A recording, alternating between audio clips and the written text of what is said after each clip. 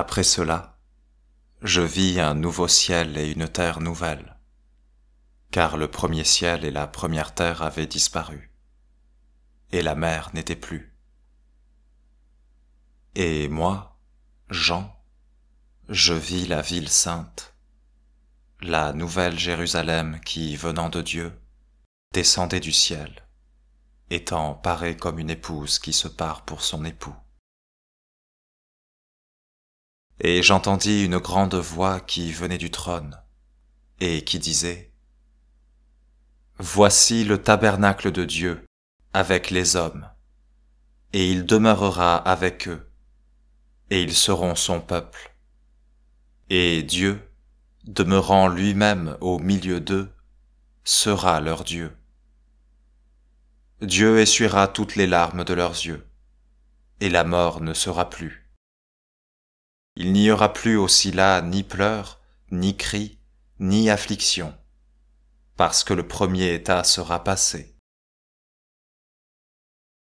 Alors celui qui était assis sur le trône dit : Je m'en vais faire toutes choses nouvelles. Et il me dit : Écrivez. Ces paroles sont très certaines et très véritables. Il me dit encore : Tout est accompli. Je suis l'alpha et l'oméga, le commencement et la fin. Je donnerai gratuitement à boire de la source d'eau vive à celui qui aura soif. Celui qui sera victorieux possédera ces choses, et je serai son Dieu, et il sera mon fils. Mais pour ce qui est des timides et des incrédules, des exécrables et des homicides, des fornicateurs, des empoisonneurs, des idolâtres, et de tous les menteurs, leur partage sera dans l'étang brûlant de feu et de soufre, qui est la seconde mort. Il vint ensuite un des 7 anges qui tenait les 7 coupes pleines des 7 dernières plaies. Il me parla et me dit : Venez, et je vous montrerai l'épouse, qui a l'agneau pour époux. Et il me transporta en esprit sur une grande et haute montagne, et il me montra la ville, la sainte Jérusalem, qui descendait du ciel venant de Dieu, illuminée de la clarté de Dieu.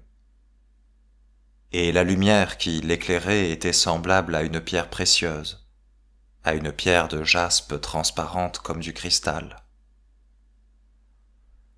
Elle avait une grande et haute muraille, où il y avait 12 portes et 12 anges, un à chaque porte, où il y avait aussi des noms écrits, qui étaient les noms des 12 tribus des enfants d'Israël. Il y avait 3 portes à l'Orient, 3 portes au septentrion, 3 portes au midi, et 3 portes à l'Occident. Et la muraille avait 12 fondements, où sont les noms des 12 apôtres de l'agneau.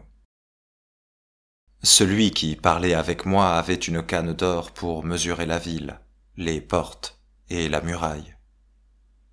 Or la ville est bâtie en carré, et elle est aussi longue que large.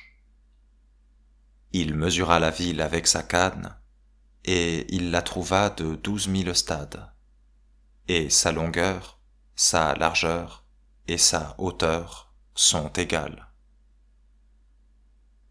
Il en mesura aussi la muraille, qui était de 144 coudées de mesure d'homme, qui était celle de l'ange. Cette muraille était bâtie de jaspe, et la ville était d'un or pur semblable à du verre très clair.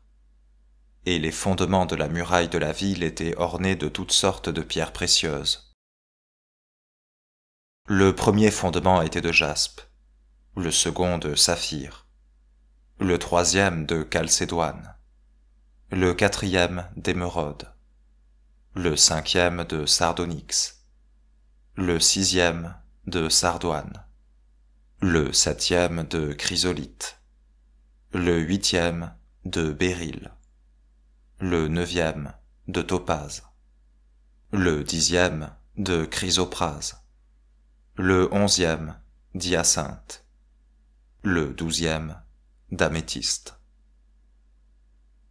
Or les 12 portes étaient 12 perles, et chaque porte était faite de l'une de ces perles, et la place de la ville était d'un or pur comme du verre transparent.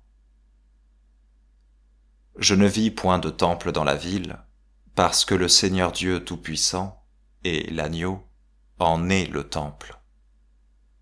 Et cette ville n'a point besoin d'être éclairée par le soleil ou par la lune, parce que c'est la lumière de Dieu qui l'éclaire, et que l'Agneau en est la lampe.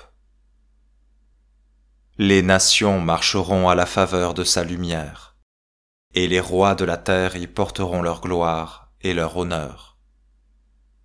Ces portes ne se fermeront point chaque jour, parce qu'il n'y aura point là de nuit. On y apportera la gloire et l'honneur des nations. Il n'y entrera rien de souillé, ni aucun de ceux qui commettent l'abomination ou le mensonge, mais seulement ceux qui sont écrits dans le livre de vie de l'Agneau.